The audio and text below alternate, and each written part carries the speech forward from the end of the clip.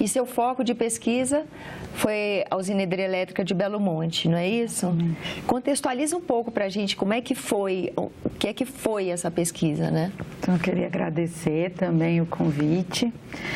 A minha pesquisa de doutorado, ela buscou trabalhar com a tensão entre o desenvolvimento e os direitos humanos, tendo como objeto, ou seja, tendo como objeto de análise a região da Amazônia, onde foi construída a hidrelétrica de Belo Monte, tentando trazer a tensão que se estabelece na construção dessas hidrelétricas ou de outros grandes projetos na região e na violação dos direitos humanos dos povos indígenas. Então, tentando mostrar como se estabelece o conflito real, in loco, no que a gente denomina de nas ruas, ou pode ser também nos rios, que, né, tem até uma música que a Fafá de Belém canta, que ela diz, esse rio é minha rua, que na Amazônia, para a gente, os rios são também esses espaços de vivência, de cultura e também de fazer política. Então, trazendo ali esse ambiente, como ele se estabeleceu e desvelando esses conflitos, como ele se estabelece esse conflito e os pleitos por direitos, do exercício de direitos. É uma coisa bem, é uma situação bem brasileira e assim, acho que é um tema bem brasileiro na medida em que levanta a questão de como você deve, qual é a melhor forma de administrar, de gerenciar todas essas riquezas que o país tem, de forma a que essa gestão alcance de uma maneira positiva o maior número de pessoas possível, né?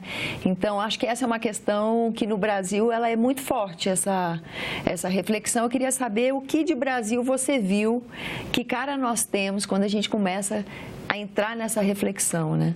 É bem Brasil e bem latino-americana. Eu acho que a gente tem um contexto brasileiro e latino-americano que dialogam. Porque, por exemplo, a própria matriz colonial de poder que se estabelece no Brasil e também nos países latino-americanos, embora a colonização tenha sido por países diferentes, mas a imposição de uma lógica de poder que se deu na região, ela também se assemelha.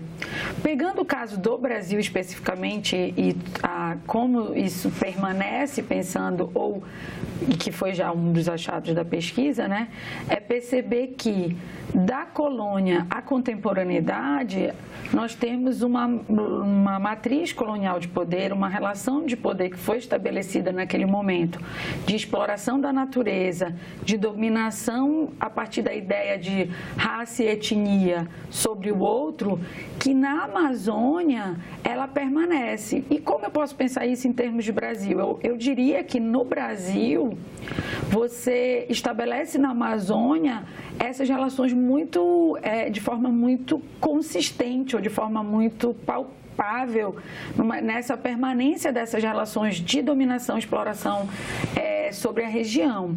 E isso se materializa no entendimento, não só da minha pesquisa, mas também no entendimento de todo um debate acadêmico e prático na região, de que esses grandes projetos ou esses modelos de projetos que historicamente são implementados na região, sobretudo a partir da década de 70, final da década de 60, é um modelo que tem uma relação de exploração, dominação, ou seja, de matriz colonial de poder sobre a região, em que os povos, as populações atingidas por esses projetos, eles não participam, eles não são ouvidos, e a própria lógica de desenvolvimento que se desenvolve, que é implementada na região, ela é ignorada. Então, você vai, explora a natureza e, ao mesmo tempo, estabelece relações de dominação sobre o outro, aqueles povos indígenas ou comunidades tradicionais, ou mesmo sobre a população local, e sem participação, sem retorno para a região.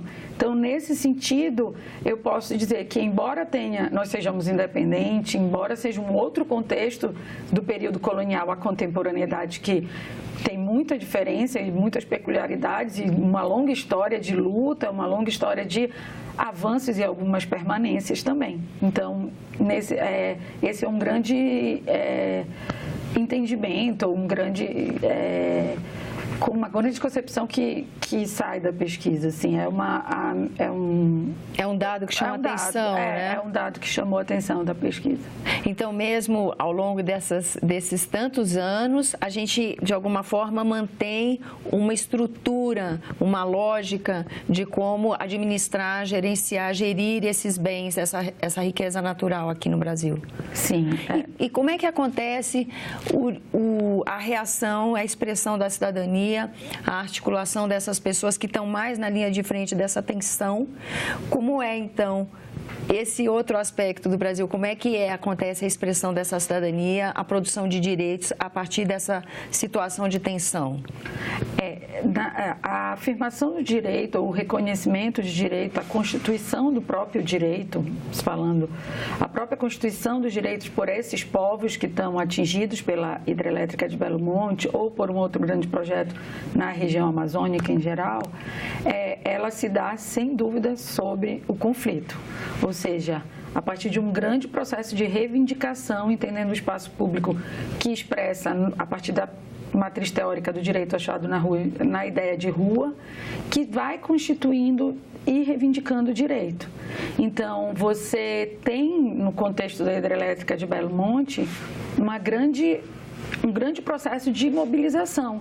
Essa hidrelétrica ela não foi construída sem conflito.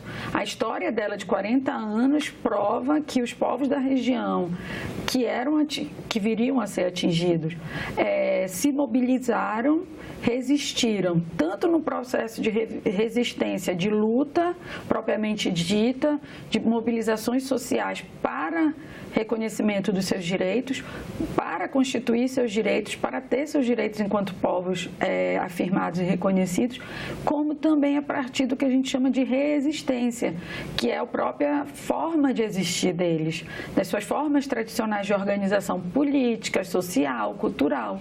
Então, nesse sentido, a gente pode dizer que, na região, o exercício da cidadania, ela se dá sobre essas duas perspectivas, tanto no processo de luta para afirmar direitos, quanto também no processo de existir a partir das suas formas tradicionais. E é um ambiente atípico, muito específico, imagino, isso é uma pergunta, na construção de direitos, uma vez que você tem nações ali, né? Você tem uma articulação, não é só de cidadão, mas cidadão de uma nação com outra dentro de um país, dentro de um outro estado, né? Exato. Isso também é um diferencial da região? Sim, a multiplicidade, né? A região amazônica é a região, segundo o IBGE, que tem a maior quantidade de povos. Na bacia do Xingu, especificamente do Médio Xingu, você vai ter uma diversidade significativa de povos, assim, são os povos Jurunas, Araras, Paracanã, Araueté, Xicrim, são vários e outros, vários povos que estão ali naquela região, que no processo de resistência também à hidrelétrica, de alguma forma, embora a sua diversidade, sofrem os impactos como semelhantes. Mas seja, a articulação... tem uma exploração forte de direitos, mas que ao mesmo tempo os une, né? Sim. Num processo de articulação de luta por direitos. E o fato deles estarem estabelecidos como nações fortalece dá um diferencial na hora das articulações e da construção do direito, dá mais força para resistir, por exemplo. O fato de serem nações que se articulam dá mais estrutura nessa organização, ou isso não é relevante?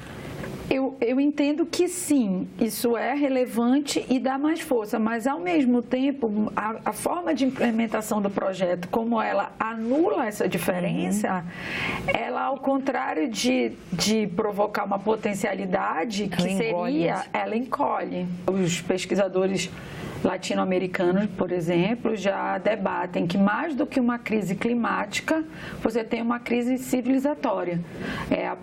O risco de não permanência humana mais na Terra frente a tanta exploração da natureza e dominação das subjetividades dos povos, das suas culturas e suas formas tradicionais de vida.